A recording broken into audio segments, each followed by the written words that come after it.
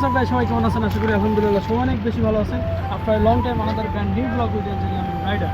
তো আজকে আপনারা দেখবেন আমরা আসছি সিলেটের সেই ঐতিহ্যবাহী গঞ্জের সাদা পাথর। তো আজকে আমরা কী করছি, কী হচ্ছে আমাদের সাথে সেটি দেখতে অবশ্যই ভিডিওতে চোখ রাখতে হবে। আর যারা এখনো চ্যানেলটি সাবস্ক্রাইব করেন না, শীঘ্রই সাবস্ক্রাইব করুন। চলে আসুন দেখে আসি আমরা সিলেটে।